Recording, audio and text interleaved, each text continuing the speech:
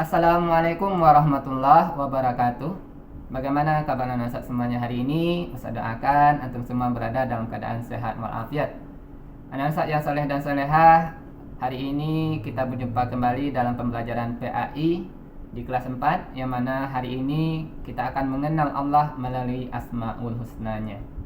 Nah, teman-teman yang dirahmati Allah SWT, untuk memulai pembelajaran kita hari ini, mari sama-sama kita buka pembelajaran kita dengan membacakan doa sebelum belajar.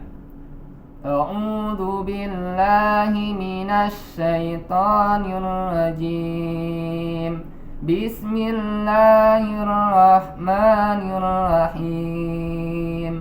Rabbis shrah li sadri wa yassir li amri wahlul 'uqdatam min lisani yafqahu qawli. Rabbi zidni ilma warzuqni fahma walhamdulillahi rabbil alamin. Nah, anak yang saleh dan salehah, hari ini seperti yang saya sampaikan sebelumnya, kita akan belajar PAI dengan materi mengenal Allah melalui Asmaul Husnanya. Nah, teman-teman yang dirahmati Allah SWT, informasikan bahwa Asmaul Husna itu artinya adalah nama-nama Allah yang baik atau yang mulia. Asma artinya nama, husna artinya baik. Nama-nama Allah yang baik.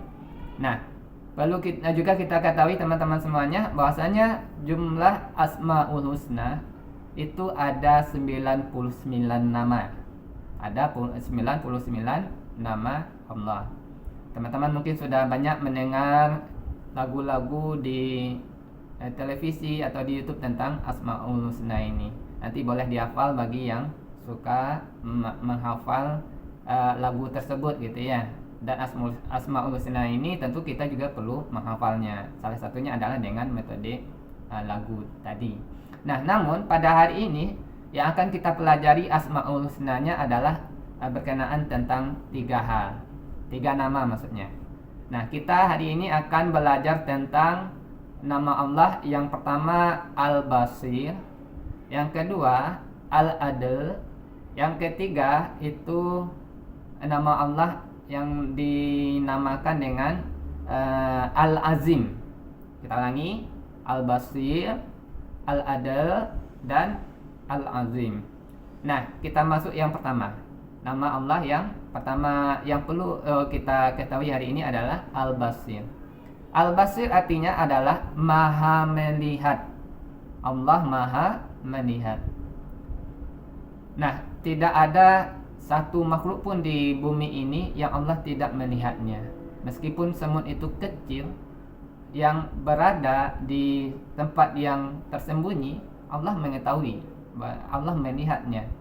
Nah, begitu juga kita dimanapun kita berada, mau kita di rumah, di sekolah, mau kita kerja, atau mau kita bersembunyi pun, Allah melihat kita di mana kita berada. Nah, ini ada sebuah kisah. Pada zaman dahulu, seorang guru memberikan tugas kepada muridnya. Sebut aja murid pertama, kedua, dan ketiga. Seorang guru memberikan tugas kepada 3 orang muridnya. Apa tugas mereka? Tugasnya adalah murid ini diminta untuk menyembelih seekor ayam dalam waktu tertentu, dengan syarat ayam ketika menyembelih ayam tersebut tidak ada yang melihatnya. Tidak ada yang melihat ia menyembelih ayam tersebut. Nah, pergilah mereka mencari tempat di mana tidak ada orang yang lihat mereka menyembelihnya. Anak yang pertama, dia pergi ke hutan. Tiba di hutan, dilihat kiri kanan, atas bawah nggak ada yang melihatnya. Dia sembelih ayam tersebut dengan membaca basmalah. Kemudian anak yang kedua juga, dia pergi ke tepi sungai. Di tepi sungai itu dia lihat kiri kanan nggak ada yang melihatnya. Dia sembelih ayam tersebut. Nah, anak yang ketiga, dia juga sama, mencari tempat yang tidak ada orang melihatnya. Cobanya di hutan, dia mau dia sembelih tapi dia nggak jadi menyembelihnya di sana. Kemudian dia pergi ke sungai. Ketika tiba di sungai, orang nggak ada lihat, tapi dia juga nggak jadi menyembelihnya di sana. Di mana lagi dia mau cari? Di bawah kolong jembatan. Di sana orangnya sepi, tapi dia juga nggak jadi menyembelihnya di sana. Di semua tempat yang dia rasa aman, tapi dia nggak jadi menyembelihnya di sana. Nah, pada waktu yang telah ditentukan, 3 orang siswa ini kembali lagi kepada gurunya. Nah, ketika kembali kepada gurunya, gurunya melihat anak pertama dan kedua ayamnya sudah disembelih. Namun pada anak ketiga ini ayamnya masih hidup, masih sehat bugar dan sebagainya. Nah, bertanyalah guru ini kepada anak yang ketiga, kenapa kamu tidak menyembelih ayam tersebut? Apakah kamu tidak bisa mencari tempat atau bagaimana? Anaknya menjawab, wahai guruku, aku tidak bisa menyembelih ayam ini karena aku dilihat oleh Allah SWT. Aku pergi ke hutan, di sana Allah melihatku. Aku pergi ke tepi sungai, di sana Allah juga melihatku. Aku pergi ke bawah kolong jembatan pun Allah juga melihatku. Jadi seperti yang syarat guru berikan tadi, sembelihlah ayam ini dengan syarat tidak ada yang melihat. Allah tetap melihatku, jadinya aku nggak menyembelih ayam ini. Nah, teman-teman yang dirahmati Allah SWT, dari kisah ini memberikan kita informasi pelajaran bahwasanya dimanapun kita berada, Allah pasti melihat kita. Dengan kejadian seperti ini, kita akan terhindar dari perbuatan-perbuatan tercela. Dengan kita meyakini bahwasanya Allah melihat kita dimanapun kita berada, insya Allah kita akan menjaga diri kita untuk tidak berbuat yang jelek gitu ya. Nah, maka dari itu teman-teman, itu pembelajaran kita yang pertama tentang Al-Basir, Allah Maha Melihat. Nah, yang kedua, Al-Adl. Nama Allah yang kedua yang kita pelajari hari ini adalah Al-Adl. Al-Adl ini adalah Allah yang Maha Adil. Allah yang Maha Adil. Allah tidak membeda-bedakan teman-teman semuanya di antara makhluk yang Ia ciptakan. Baik itu manusianya, orangnya kaya, orangnya miskin, dia kulit hitam, dia kulit putih, di mata Allah semuanya sama, makhluk ciptaan Allah. Namun manusia ini yang membedakannya di sisi Allah adalah tingkat ketakwaannya. Tingkat ketakwaannya. Semakin tinggi tingkat ketakwaan seseorang, maka semakin tinggi pula derajat ia di sisi Allah SWT. Allah tidak memandang dia buruk rupanya, cantik rupanya, atau dia orang kaya, orang miskin. Itu Allah nggak memandang itu. Tetapi yang dipandang Allah adalah ketaatannya kepada Allah SWT, ketakwaannya kepada Allah SWT.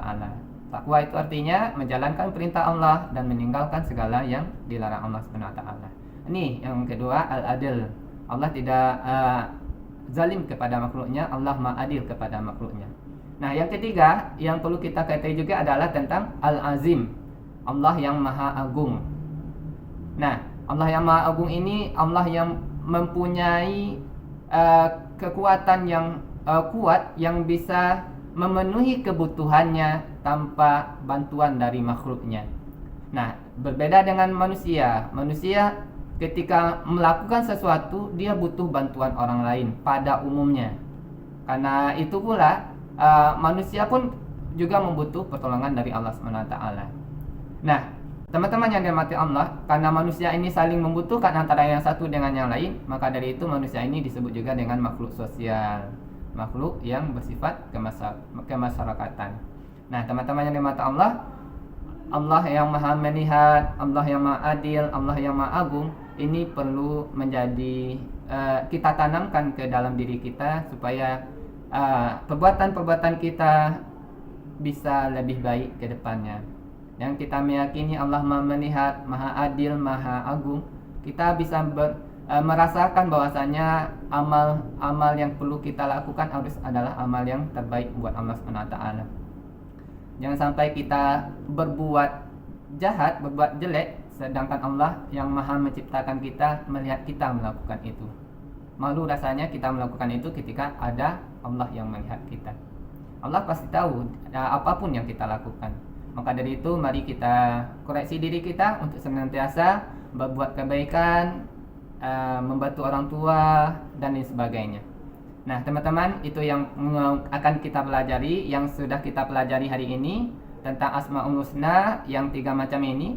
Mohon nanti teman-teman silakan dihafal yang 3 ini, dan kalau sudah hafal silakan nanti kirimkan ke guru PAI-nya apa namanya beserta artinya.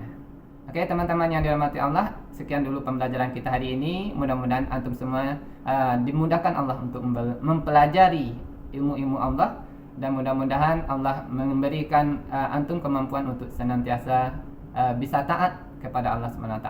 Amin amin ya rabbal alamin. Nah, untuk pembelajaran kita hari ini kita cukupkan sampai di sini. Mari kita akhiri pembelajaran kita dengan mengucapkan lafaz hamdalah. Alhamdulillahirabbil alamin. Kita sempurnakan dengan doa kafaratul majelis. Subhanakallahumma wa bihamdika asyhadu an la ilaha illa anta astaghfiruka wa atubu ilaik.